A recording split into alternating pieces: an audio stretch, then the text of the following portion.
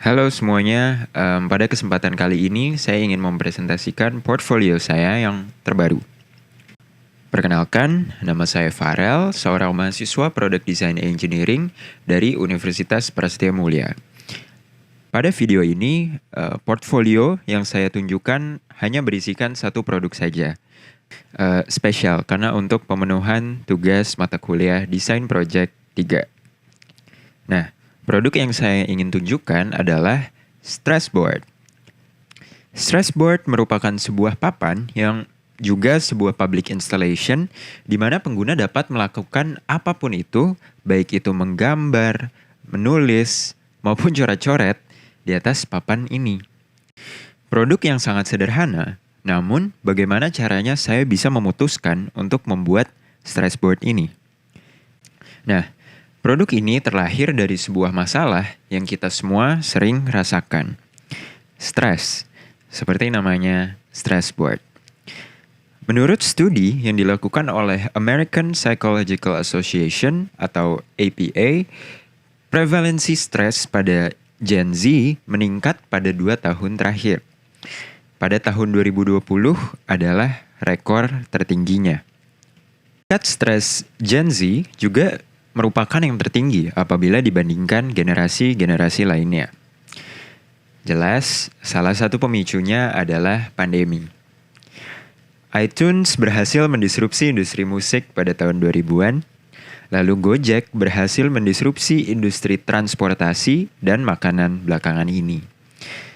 Siapa yang sangka sih bahwa entitas yang ukurannya mikroskopik dapat mendisrupsi dunia? Selain itu, ada pemicu lain yang memang sudah ada sebelum adanya pandemi. Hustle culture. Ketika internet ditemukan, dan sekarang jumlah platform media sosial yang sangat banyak, semua hal bisa tersebar ke seluruh dunia dalam hitungan detik. Sama halnya dengan hustle culture, dengan kondisi yang kompetitif dan sangat fast-paced, hustle culture menjadi tren di seluruh dunia. Bekerja terus, bekerja hingga subuh, gak mau kalah dengan teman-teman yang sudah menghasilkan sekian gara-gara investasi saham yang dipamerkan di sosial media. Sekarang bukan yang pintar yang keren, tapi yang sibuk yang keren. Nah, mengetahui hal itu semua, saya ingin mencoba untuk merespon masalah stres ini menggunakan stressboard. Respons yang saya buat akan mendorong pengguna untuk meredakan tingkat stres dengan cara yang kreatif. Hal ini disebut juga dengan yang namanya art therapy. Secara definisi, art therapy adalah sebuah disiplin yang menggunakan metode-metode berekspresi secara kreatif dengan menggunakan media visual art. Nah, memperkenalkan Stressboard, sebuah public installation di mana pengguna dapat mengekspresikan dan mengkomunikasikan perasaan mereka melalui media visual art. It is a blank canvas, waiting to be spray painted. Stressboard dibuat untuk Kumulo, sebuah creative compound yang baru, fresh, dan populer yang berlokasi di The Breeze, BSD City. Dengan instalasi stressboard pada Kumulo, akan menambahkan variasi aktivitas yang dapat dilakukan pengunjung pada tempat itu. Yang sebelumnya bisa dibilang sangat sedikit. Pengunjung hanya bisa foto-foto, minum kopi, dan membeli barang. Ditambah masuknya aja bayar. Kenapa belum ada sebuah aktivitas di mana pengunjung dapat berinteraksi secara langsung dengan lokasi? Di mana mereka dapat mengekspresikan diri sendiri, meninggalkan jejak mereka, dan meredakan stres. Yang terakhir itu adalah tujuan semua orang keluar rumah, bukan? Apabila stressboard berhasil diterapkan pada Kumulo, ini akan meningkatkan engagement rate dari para pengguna, dari para pengunjung. Juga memperkuat branding dari Kumulo, yaitu sebagai wadah kreativitas. Gambar-gambar ini diambil dari model maket yang saya buat yang berukuran 1:200 dari lokasi aslinya yang luasnya 1.600 cm persegi dari Cumulo Creative Compound. Tujuannya adalah untuk menunjukkan proporsi dan letak-letak persis dari papan-papan stressboard yang tersebar pada lokasi. Totalnya ada 6 buah, masing-masing berukuran lebar 3 meter dan tinggi 2 meter. Luas yang cukup untuk mengekspresikan apapun yang pengguna inginkan. Letak stressboard sudah ditandakan dengan warna merah pada gambar. Lalu berikut ini adalah skenario penggunaan dari stressboard. Pertama, pengguna harus pergi ke lokasi Cumulo Creative Compound karena saya belum menemukan tempat lain yang lebih cocok untuk stressboard ditempatkan. Kedua, ketika sudah sampai di Cumulo Creative Compound, seluruh pengunjung akan dikenakan biaya masuk sebesar Rp50.000. Biaya ini sudah termasuk dengan akses kepada stressboard. Ketiga, mencari stressboard yang terdekat dengan pengguna. Karena letaknya yang tersebar dengan rata dan ukuran yang sangat besar, pengunjung dapat menemukan letak stressboard dengan mudah.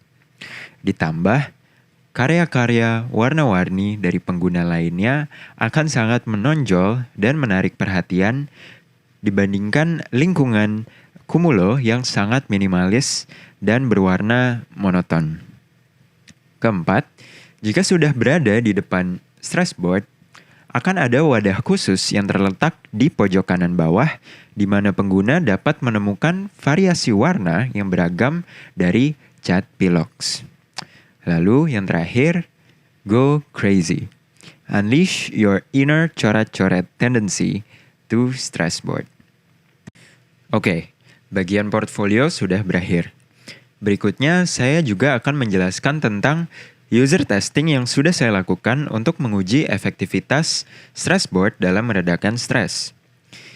Metode pengujian adalah menggunakan alat ukur psikometri yang bernama Perceived Stress Scale atau disingkat dengan PSS, variasi 10 soal. Alat ukur tadi digunakan sebagai pretest yang dilakukan oleh partisipan sebelum intervensi dan post-test yang dilakukan oleh partisipan setelah intervensi. Intervensi dilakukan sebanyak 3 kali untuk masing-masing partisipan. Intervensi di sini dimaksud dengan membiarkan partisipan untuk bebas mencoret-coret, menggambar, atau menulis menggunakan cat pilox yang sudah disediakan. Ujian ini dilakukan selama kurang lebih 2 minggu terhadap 3 partisipan yang merupakan teman-teman saya. Namun, mereka sudah berjanji bahwa dalam mengisi tesnya, mereka akan menjawab dengan sejujur-jujurnya.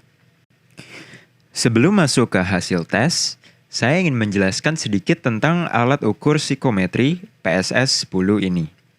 Jadi, Perceived Stress Scale ini merupakan sebuah instrumen yang sudah diuji reliabilitasnya dan validitasnya berkali-kali. Dan sering sekali digunakan dalam dunia psikologi untuk mengukur persepsi seseorang terhadap stres yang mereka rasakan. Jadi, bisa dibilang alat ukur ini akurat. Nah, instrumen PSS ini pertama kali dibuat oleh Cohen et al. Dengan jumlah pertanyaannya mencapai 14 pertanyaan.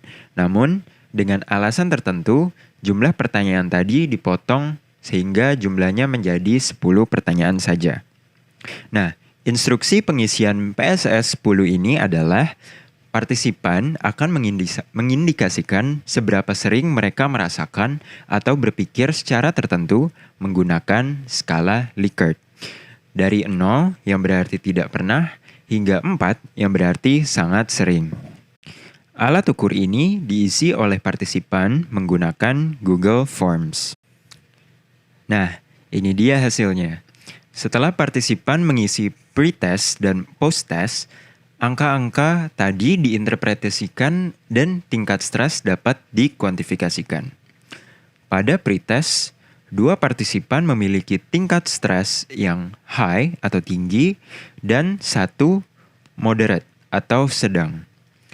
Setelah intervensi sebanyak 3 kali dalam 1 minggu dan melakukan post-test, ketiga partisipan memiliki tingkat stres yang moderate atau sedang. Jadi, bisa dibilang bahwa dengan melakukan intervensi sebanyak 3 kali menggunakan stress board, tingkat stres seseorang dapat menurun hingga sekitar 30%. Beberapa insights juga diberikan oleh para partisipan seperti untuk memperbanyak variasi warna cat pilox dan menyediakan alat-alat lain seperti kuas, spidol, dan stensil agar pengguna dapat lebih leluasa dalam berkarya atau sekedar coret-coret saja. Oh iya, ada bonus. Jadi pada hari terakhir testing, saya dan salah satu partisipan berhasil menarik perhatian anak-anak kompleks yang sedang bermain di taman. Mereka meminta kami untuk mengecat tongkat mereka dengan pilox. Dan bahkan mereka juga ikut mencoba mencoret-coret pada papan testing ini. Oke, demikian presentasi tentang portfolio dan user testing saya kali ini. Terima kasih.